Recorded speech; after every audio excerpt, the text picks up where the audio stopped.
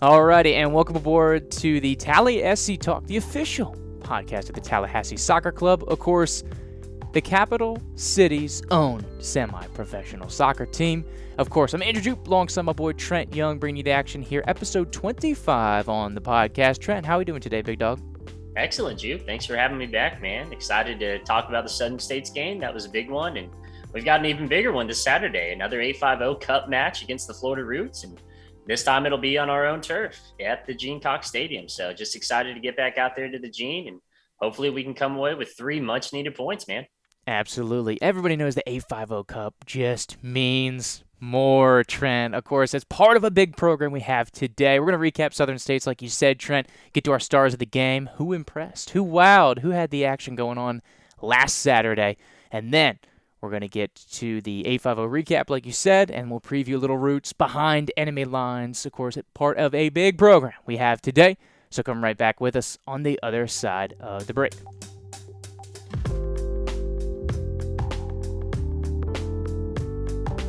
All right, and we're back. Of course, TSC coming off a 2-0 defeat to Southern States, of course, from match day 4. Still sitting at 2 points here, just over a quarter of the way through the season. So Trent hosted Southern States, obviously an improved result from last year, losing 2-0 as opposed to 3-0. So even in that regard, potentially a little progress, which we'll get to. But a fully loaded question I bring to you now, Trent, is Southern States, the match versus TSC, man. Thoughts? Yeah, Jupe, that was a very physical, gritty, chippy match all the way through. Almost 100 minutes we played, probably over 100 minutes if you take into account first half stoppage and second half stoppage. We had almost 10 minutes there in the second half alone. So a lot of football there as opposed to just a regular 90-minute match. But very physical game, a lot of contact throughout. And TSC unfortunately got some tough breaks. There was a penalty kick in stoppage time in the first half that Southern States got that resulted in a goal for them. They went up 1-0 into the break at the half. And then Mike Zamore actually gets injured, goes down, and is on the ground in the second half. And they funneled the attack through his side. Obviously, he's an outside back, so they just come through that side.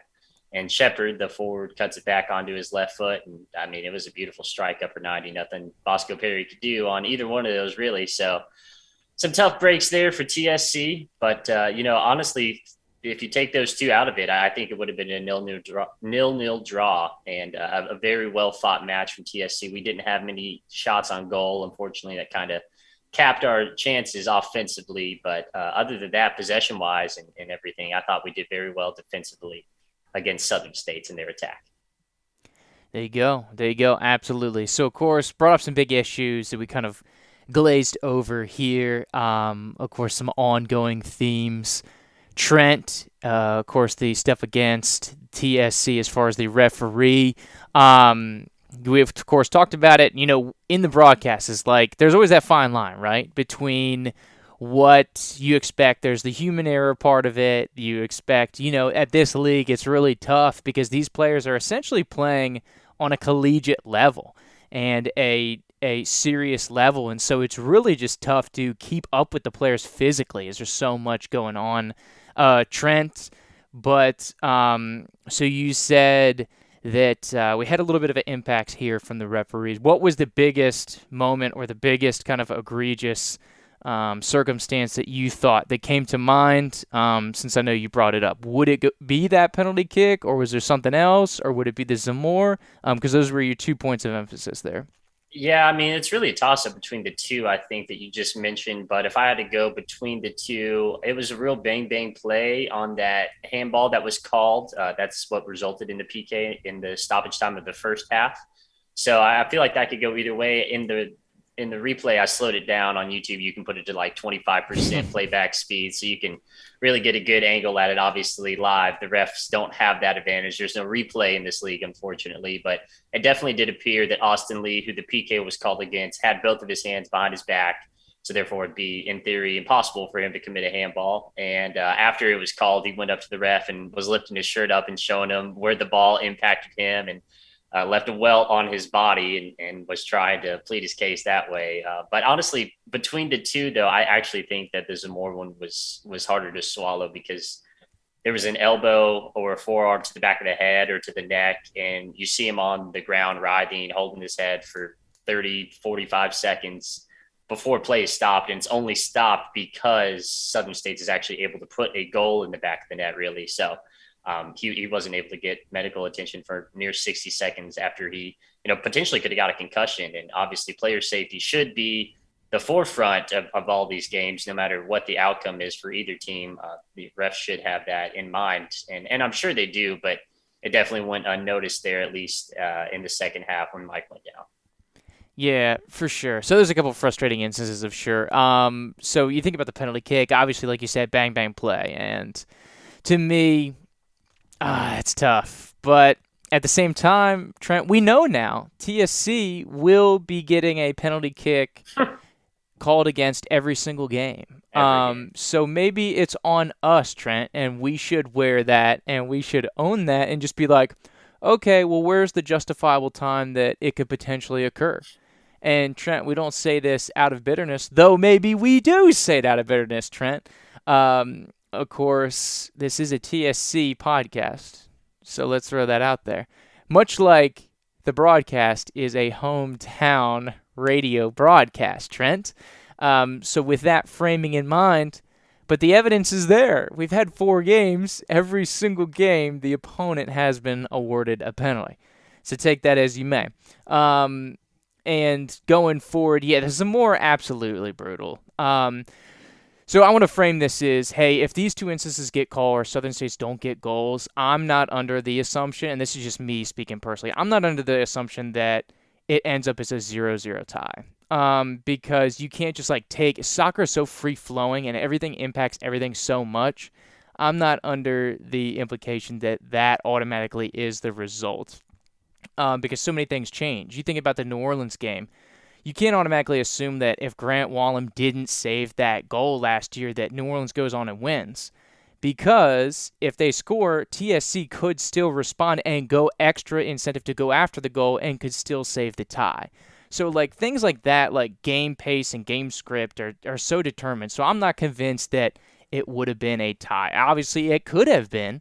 Not that I know much, but of course those 2 goals just hard to swallow. And like you think, there's some more.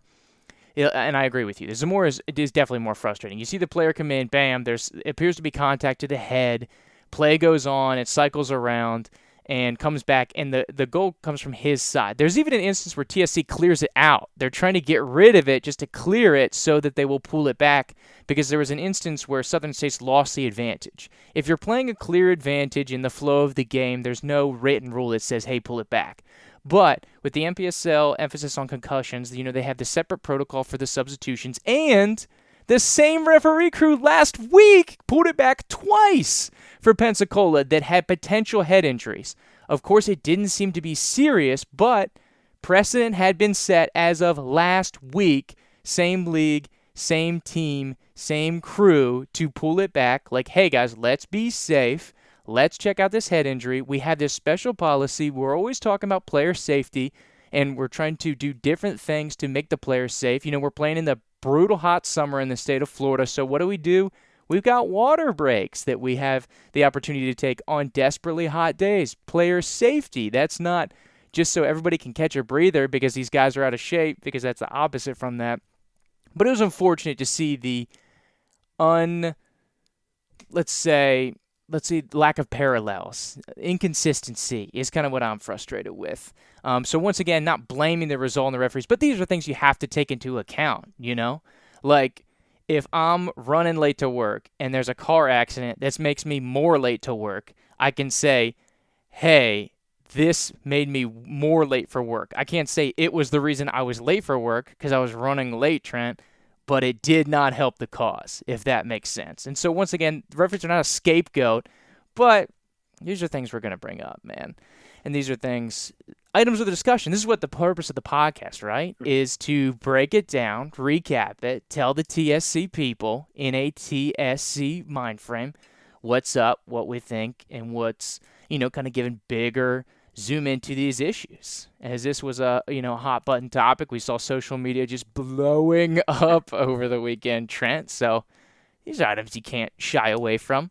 But of course, a frustrating result. But Trent, to your point, kind of going back with it, I know I'm on basically what seems like a monologue here as I'm hijacking this joint hosted podcast, Trent.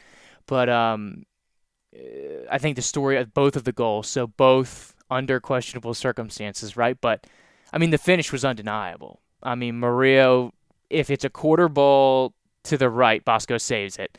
This is on the penalty kick for those who are referencing. This is in stoppage time in the first half. So once again, a backbreaker. We talked about it, Trent, all off season, early in the season, like TSC right before the half letting up goals. So that was just a heartbreaker. Because if you go into a locker room 0-0, like we said, this is a totally different Oh complexion of yeah. the ball game. And so I think that changes it dramatically. But of course, we talked about it. Back to the penalty kick, Murillo. If it's a quarter ball to the right, Bosco saves it. If it's a quarter ball to the left, it did bounce off the post, but this one bounces out. And whether they can cash in the rebound or whatever, it's to be determined. But man, just an absolute diamond. And same thing with Shepard. Puts it back on his left. Boom, top 90. So we're not taking away anything away from them. I'm personally not saying that would necessarily think it was a tie had these two things not occurred, but these are all kind of adding up to the situation. Frustrating for TSC, obviously, week after week to have to save penalties. And we can see it, right? What do we talk about? Potentially penalty kicks, 80 at least percent conversion. Currently, we're sitting at 75%. Obviously, Bosco with the big save. So even against those odds, TSC finding a way to battle through, man. Every game, every penalty kick, it just brings us closer to, becoming a better team, man. It's tough to swallow now, but it's got to be building character. And I know Bruno's looking for the silver lining in all of this, right? Mm-hmm. He's looking for a chance to unite these guys and bring them together and make them as strong as they possibly can as an entire 18-man cohesive unit. So, it's difficult, it's frustrating, but I kind of like the way you framed that. If we just go into every game already knowing that we're going to give up a penalty kick, if you're going to get disappointed, then you can't be disappointed. Well, You're you already hope. expecting it. So yeah, I think that's a good way to go into it. And yeah, I guess every week on our podcast, we'll just break down our weekly PK and that'll be it, man. That's what we need. Okay, new segment. We'll do it at the end or somewhere maybe in the middle. We'll workshop it, right? So the TSC penalty kick allowed of the week, and we can just break it down. We'll talk about the action. But so we talked about it, right? We've had a couple different discussions as far as the penalty kicks here this season. I think Jacksonville, we both agree, penalty warranted, right? Referee's good call. See, we're not just like totally unrelenting TSC homers or unable to have some perspective. Like Jacksonville won, yeah. And then obviously Pensacola won, no, last week. Where are you percentage wise? Because there's a lot of gray area. It's not super black and white. 100%, well, we'll do it percentage agreeing with the referee. So 100%, you totally agree with them. 0%, you couldn't disagree more. As far as the penalty here versus Southern States, where do you lie on that spectrum? I would probably say 25. I like 10%. Only because, so when that play happens, the center ref, as the play is building up and the ball goes into the corner onto the touch line and it's being brought into the box from Murillo, the center ref is at the 35-yard line. He jogs to about the 25-yard line, and then he stops. He doesn't move a muscle. He just stands there. He's nowhere near the play. The closest ref is actually the side ref. And when the call is made, the side ref actually calls him over. And it appears that he's disagreeing with him and trying to, make a case that it probably shouldn't be a penalty kick. And the center ref just shakes it off and goes over to the spot. And that's when Austin Lee's like, dude, are you kidding me? Look at my freaking chest. I have a huge ball mark right here on it. And, to no avail. So difficult, but yeah, I say only probably 10% chance because like I said earlier, I slowed it down. I zoomed in and I was looking and he had both of his hands behind his back. And if it did hit his arm, I mean, he had his hands behind his back trying to keep them out of the way. So you can't call a handball on that. That's indirect, right? So that's what's really frustrating about the whole thing is I just really don't see a way that it can add up to a penalty kick. But again, we don't have the best cameras. We don't have the best camera angles, no instant replay. Don't have a gold cam down there, unfortunately. So No VAR. Yeah. We'll just have to chalk it up Yet. to our discretion. But yeah, I'll stick with 10%. What about you? What do you give it? Yeah, I mean it's tough because it's that area of the forearm and where do you fall? And in the box, like everything's under a microscope. I fall below 50%, so I would disagree. Obviously, you're a hard, super disagree there with the 10%. I would say disagree. Maybe get me at like 35 to 40. Because to me, penalty's got to be no doubt, right? It's got to be beyond reasonable doubt. So you got to be past like that 75% threshold, at least to me. Obviously, take that as you may. I know there's a lot of open interpretation to that, but to me, it wasn't there. And the ball still dropped in the box with an opportunity. It didn't have the motion because the ball just died, right? It wasn't like bouncing off of a forearm that it skipped off or skipped down. It was like a boom, eat it, drop, like a And chest, like a side, like a, a, not a rib shot, but like, abdominal shot there. And that's why at least we talk about the physics, right? We talk about the physics of the first one, how that dictated, yeah, it probably was a penalty. We dictated the physics of the second one, like, no way. And so I think we're right on kind of that same line. I don't feel as strongly as I do about the other two either way, but I think that's a tough call. But once again, now it's to be expected. Frame it up. Frame it up. But yeah, Trent, I guess so. That's kind of big picture. We've kind of gone into that and our kind of gripes, and I feel like we've framed that. As I give ourselves a pat on the back, I feel like we framed that well. Like, hey, this is something to be pointed out, but we're not making excuses for it. But these are things that impact the thought of play. Any further comments on here, Trent? As obviously, given the situation in the games, like there's nothing that can be done. We can't go revisionist history. It's not going to change anything. Blah blah blah. Doesn't really serve much, obviously, outside of an airing of grievances and, like we said, reflecting and giving the people of the TSC community kind of some perspective of what we see on that. But I guess any comments kind of in this realm of the frustrations here in the Southern States game? that is essentially it. The only thing I could really think of was I thought the foul that occurred on Justin June that caused him to react to get a yellow card. I thought that was pretty ridiculous. Like you said, the ball was out, 5 or 10 yards, and June's going over to the sideline to get the ball, and he gets shoved into a fence. I mean, I thought that could have actually probably warranted a straight red, if I'm being honest. But yeah, it was tough. Again, it was a very physical match, and the guys played hard throughout. So I hope that they can keep their heads held high and go into this next game taking something away from it, because obviously they played a top two team in the league. Southern States has only lost to Jacksonville, who's another perennial power in this league every year. So it's Southern States and Jacksonville's league currently. So we can almost expect to lose both games to them every time. So that's why that draw against Jacksonville was so big, and that's why my narrative is, if we don't give those two BS goals up, then we could have drawn with them, just because it would have been such a big deal. But you did make a good point. It is so free flowing, and so much does change, because again, like you said, even if we go into the half 0-0, completely different game. Maybe we're taking more chances offensively and trying to get a goal, as opposed to sitting back and trying to keep that draw. So who knows? It's a game of inches, but yeah, tough game Saturday. Hopefully, we'll get a little easier go at it this Saturday, man.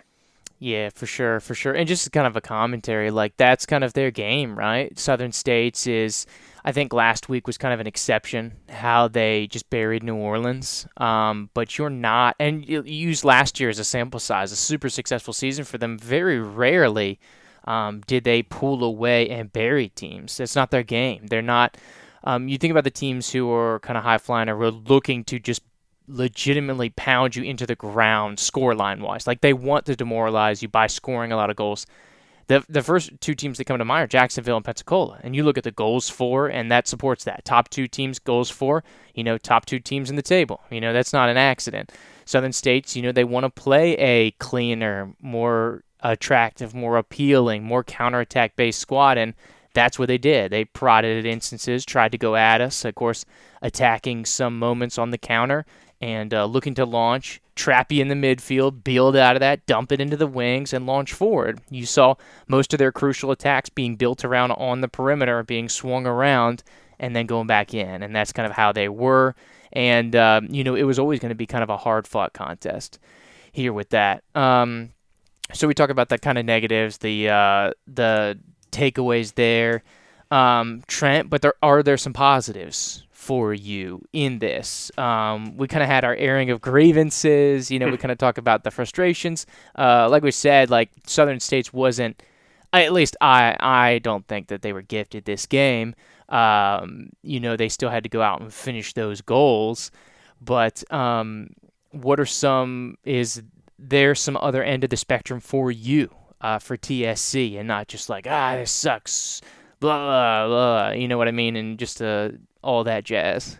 No, of course. So I would say that Mike Zamore, especially in the first half, but the entire game, played phenomenally. I mean, to not give up a goal in play when Mike's standing up on the ground as a part of the back line, I thought really was impressive, because Mason Walsh and Maria, those are arguably the two most talented wingers in this whole conference. I mean, those guys can pop off for 2-3 goals any given game just by themselves. So I thought that was really impressive to see the clamps, the lockdown defense there from Zamore. Really was impressed by the entire back line. I mean, Chambers, Sam Rabbins, Pierre, Vanuk when he came in for Perez when he was playing for the first 5 minutes before he got fouled and it didn't get called and got injured after the ball was out. So yeah, I mean, it was very frustrating because there were so many instances where players are going down, or there's a foul, or there's a card here. We even saw the coach of Southern States get a card there in the second half. So, just real gritty, hard to find the positives whenever there's so many negatives. But I really liked the back line, and I thought they played exceptionally well, and very similar to the back line that we had last season, that I thought was they just moved very well, and they played off of each other very well. They knew each other's strengths and tendencies, and they were able to really hone in on certain attackers. And like I said, put those clamps on. And Joey P, I'm going to give him a little love too, because he's always dropping back there and helping those guys out when they need it most. And even on the counterattack, he's going up there and he played a great ball over to Ryan Don. And Don, unfortunately, takes it first time. And obviously, anybody taking a shot first time, it's hard to do if you haven't done it. But it goes out of bounds. But it was just incredible vision. I was watching it live thinking, oh, Peralta hit that Y, hit the through ball. You can find Don. And he did. But great game from Peralta and everybody on that back line. Yeah, and as far as big picture, that's the takeaway from me, Trent, as the positives is I feel like this gets lost. It'll get lost in the complaints for the referees, and understandably so. It'll get lost in the loss of the game, but this may be one of the best TSC performances I've seen to date. I mean, the game plan, the execution, fantastic. Everybody on the same page, and communicated with Coach Bruno after the game. I was like, Coach, so hard to swallow. But, Coach, I think that's the best coached game I've seen and the best played game I've seen for TSC. And he'd agreed with those sentiments, Trent. But you think about it, obviously huge underdog role for TSC. I don't think we can or did emphasize that enough. But this is one of, if not the best team in the Southeast that we're playing against Southern States, with the talent, with the professional facilities, and the organization that they have going. And TSC is one of the most bare-bones, blue-collar organizations to contrast that in the league in the Southeast. But the work effort and the tactics to try to cut things off at the wings and to try to just throw bodies at Walsh at 11 to visibly frustrate him in that first half wasn't getting anything going. You talked about the defense. I don't know, whoever was out there, Perez, Zamore, Chambers, Sans Robbins, Pierre, Joey P, Austin Lee, everybody, wave after wave after wave, just relentless. And the way they really took that into effect and to keep things out of the midfield and avoid that traffic area that Southern States tried to collapse on them, and just sending all of these through. This was done off of film, right? They saw the Southern States game. They're like, hey, this is how New Orleans got shredded. This is how Jacksonville took care of them. How do we merge these ideas? Fantastic game plan. And they play good enough for a draw.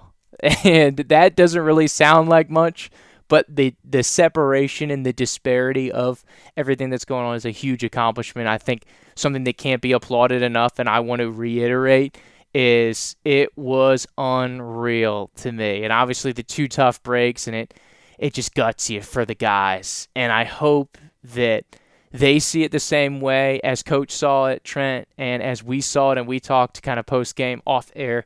But just the way that this team played so well and was so well prepared and did exactly what they wanted to do, minus some of their super key guys, Trent, Yeah. and still were able to come out here, like you said, on top of everything, right? You didn't have your hands down best player and team captain, Johnny Fitzgerald.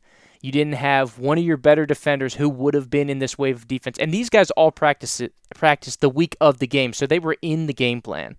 And some two very significant players. And then, of course, Bennett Mitchell getting re-injured, and he was unable to go, of course, during the week. And Bennett Mitchell, one of your fiercer players. But you think about the game plan. You have these scrappy guys in the mix. You talk about having Perez on the back line. You talk about having Corey Osgood, who got his most significant action of the season. He's a grinder, dude. He's going to go, and he's going to chase after it, and he's a physical player. And this is all kind of the big atmosphere you want. You wanted to disturb the game. Shout out to Oldfields. But you wanted to chop it up. It was going to be an ugly game. That's what TSC wanted. They wanted the physicality. They wanted it to be ugly. They didn't want to be dirty. But Southern States wants to play a clean game. So how do you mess up a clean game? You don't try to play a clean game against Southern States. That's how you get roasted 4-0 like New Orleans did. You have to play, and you have to accept that. Because a lot of people are too prideful to play a sloppy American-style long ball game that TSC is not above, Trent.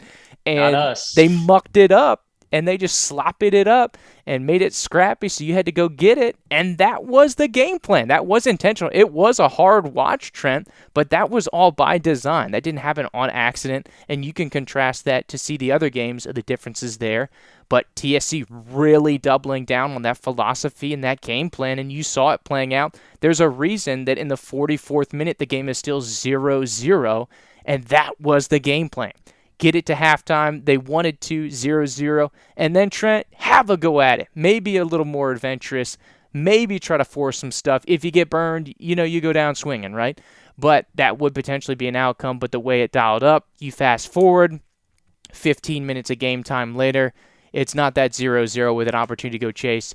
You're trying to go after it, cut into the lead, or at least maintain it at 2-0 because, now we get into the later parts of the season, things are tightening up. You got to think about goal differential because realistically, the fourth spot that we're gunning for right now is goal differential could largely be a played a part and something that affected us as we were chasing down teams last year.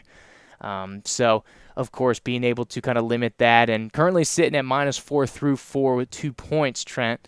Not super great, but it could be a lot worse. And you think about them being able to keep it at 2-0. You see the effort late. They're down 2-0.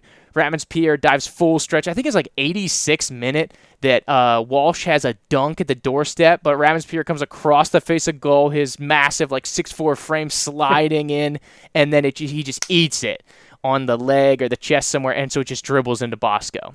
Whereas if he doesn't do that, that's a laser. Walsh probably, based on projection, probably puts it bottom corner, and there's 3-0.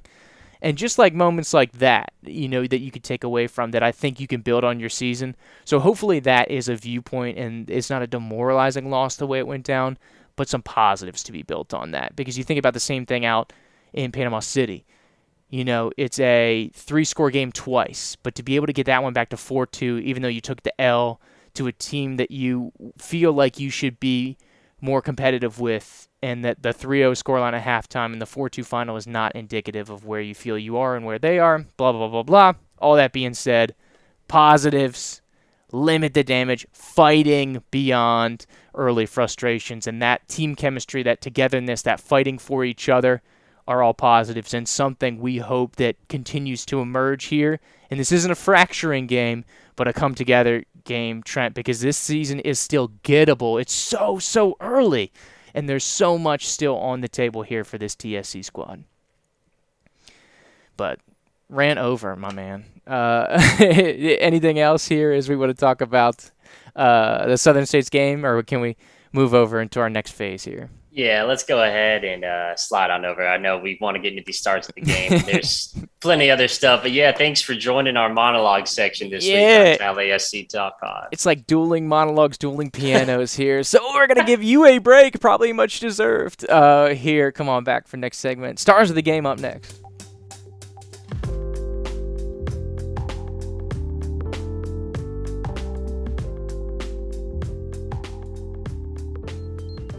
All right, welcome back to Tally SC Talk. Get into it. Our stars of the match. So usually we go back and forth, but Trent, I want all of yours first, big dog. Go bottom to top here for stars of the match versus Southern States.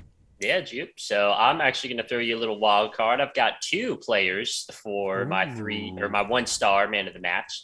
I'll actually go with Ryan Daunt and Corey Osgood. So Ryan Daunt, he was rumored to have been joining the military. He wasn't supposed to be here for this game. What a surprise to us, unbeknownst to us. So that was huge, man. I mean, he's a great player. I think he's like a Johnny Fitzgerald Jr. for this team. I mean, he was a monster for the U19s, reigning Big Ben Player of the Year, and yeah, was just very excited to have him back out there. And he obviously contributed early and often throughout the game. So go ahead and give it to Daunt and Corey Osgood. So Corey Osgood obviously isn't getting into as many matches as we would like here on the pod. We're huge Corey Osgood fans, but he got into this one and he made his mark. He was really putting the pressure on the back line, making them the keeper get rid of the ball and disperse it quicker than they wanted to.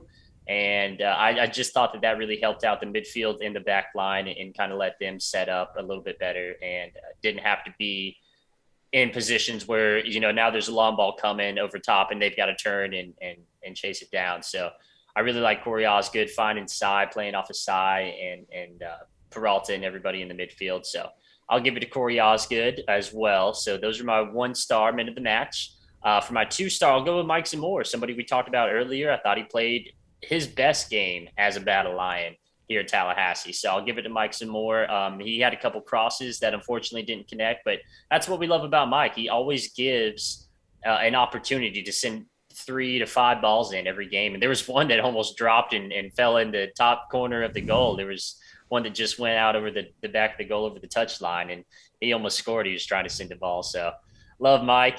Wish he would have scored. That would have been awesome. But yeah, just love him because he was really shutting down Mason Walsh and Murillo. There were times where they would flip flop and interchange, and they would switch sides, and no let off from Vanuk, from Perez, from Mike Zamora. So I'll go with them, with Mike Zamora actually for my number 2, and then for number 1, got to give it to Bosco Perry. So quickly becoming one of my favorite players on the team.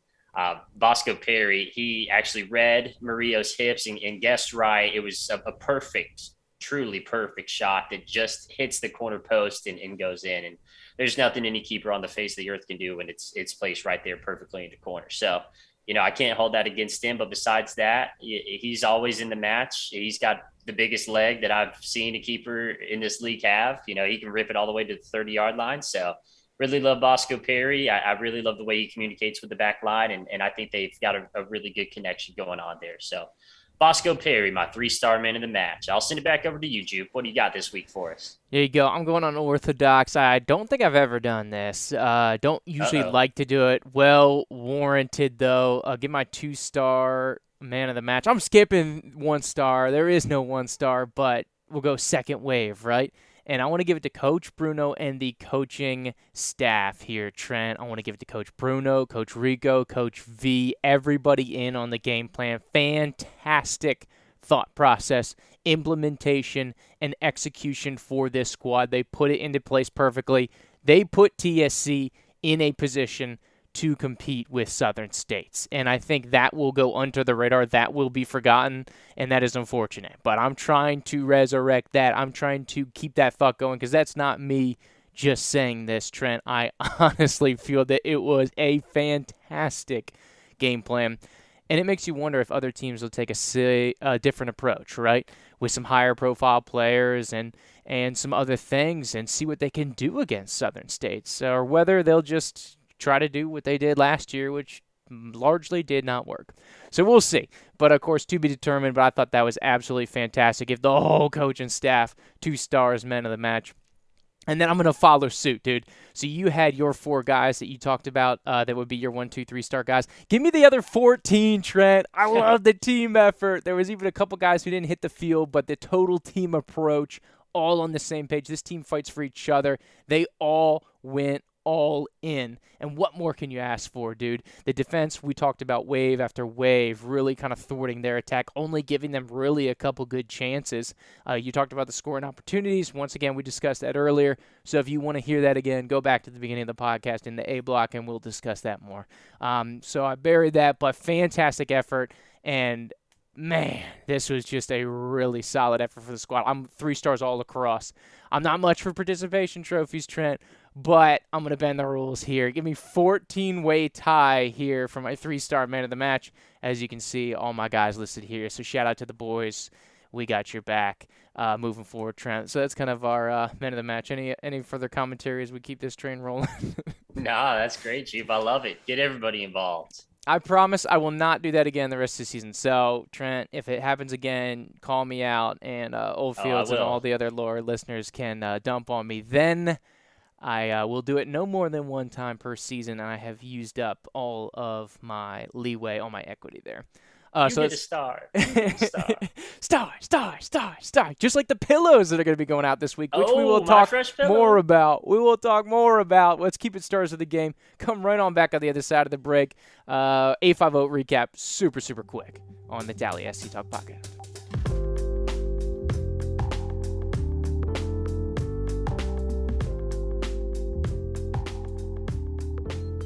All right, and we're back here, Tally SC Talk Podcast. A50 game, nothing's changed in the standings. So you take a look at it. Look at your A50 standings. Trent, Pensacola on top of 4 points. Roots with 3. Tally SC, of course, still with the 1, just with the tie from Pensacola. This is the next game in the Cup. And then the Roots and Pensacola will play on the 12th, and then we will play Pensacola going forward here. Trent, we talked about it, but that's just kind of the update and everything that's going on there. Any further thoughts on the A50 Cup other than the fact that this just means more here, man? Yeah, we just need 3 points this weekend. That's just it. So hopefully we can just do that. Boom. Open, shut case. Quickest 850 update ever. Quickest segment ever in Tally SC Talk history. Come back, final frame of action. We're going behind enemy lines.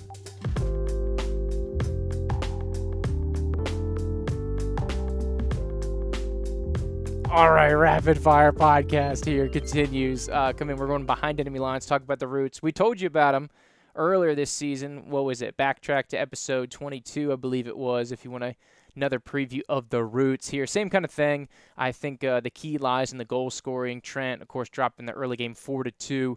Got to live that offensive attack, and really just a rough go out in Panama City. So to me, I think it's more mental than anything else, but you look at it as we have up here on the screen. Richard Bushmeister, of course, McKenna, and McKettrick, some of the new players, all first-year guys here. Of course, some international guys, some Division I guys, and McKettrick, who's just absolutely finisher, which we saw. Of course, he bagged 2 against us. I think those are going to kind of be the points of emphasis, trying to limit them and play TSC ball and just a little more organized than we were out in Panama City. Looked a little frazzled and unfortunate in our first road game of the year, Trent.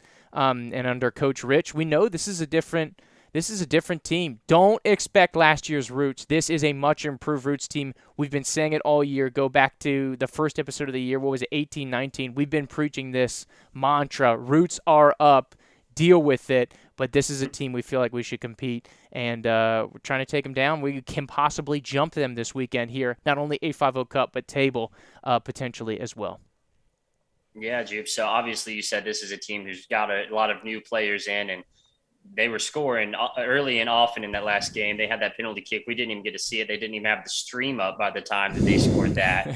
So, it was rough. There was a delay with the refs, and you said it was, you thought more mental than anything. And I would agree, because the boys are just out on the pitch warming up for like an hour and a half, 2 hours, just waiting any second for these refs and the Roots to roll up. And there was no communication there. And so, if I was playing a soccer game, I know that my head wouldn't be all the way in it if that had happened to me beforehand. So real difficult shake at it. Obviously, they'll be at home here at the Gene this week. And then we get New Orleans at home again next week. So this could be a good point to kickstart the wins, man. We can get them rolling in early and often. So, yeah, we got that brutal stretch where we go, 3 away games to Jacksonville, to New Orleans, to Southern States. So, yeah, hopefully we'll be able to do something against the Roots this year. But again, like you said, this is not the same Roots team that we were able to beat up on 3-0 last year. So we're going to have to fight, and it's going to be a battle all the way through. Absolutely. Can't forget about big number 9 up top as well, Ricardo Smith. He's still a beast. He still has national team experience for the Jamaican national team. He will be a factor. And you talk about Beasley and some of the other guys, the facilitators here, Trent. But like we said, One Fresh Pillow is going to be out there. They're going to give away 200 pillows this week. So check out One Fresh Pillow social media for details. They're always blowing up on Twitter. And of course, they have the Tallahassee Beer Society will be out there with some pregame festivities as well. Old Fields is going to have the tailgate at 5 p.m. Game kickoff 5 p.m. down at Gene Cox Stadium. Hope to see you there. If not, catch us on the broadcast. Real Talk Radio 93.3 here in the Tallahassee area, or tlhsoccer.com. Right on the front page of the website, you have the live stream.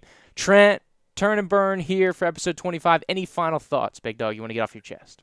Yeah, just a couple things real quick. So Stay Gold is actually dropping again this week. Proof's Tallahassee Soccer Club beer that they put out every year now. So that's going to be actually released tonight. It's currently Thursday, May 26th that they're dropping that. I believe it's 7 p.m.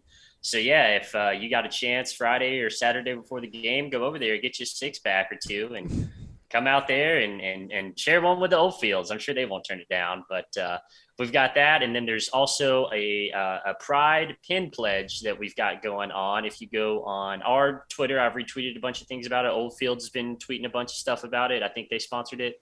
And, Tally SC, or the Tallahassee Soccer Club official page, has been tweeting that out as well. So you can get on there on Instagram and find out. You can donate as much as you want. And at the game, you can get your little pride pin and show off your Tallahassee pride. So feel free to do that.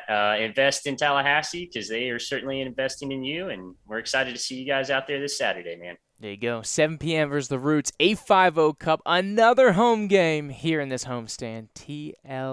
tlhsoccerclub.com. Once again, is where we get all notable information, schedules, releases, and game streams. Here for Andrew Jupe, Trent Young, that's episode 25 in the books. We'll see you guys down at the Gene, or we'll talk to you over the broadcast. Thanks for coming aboard. Take care.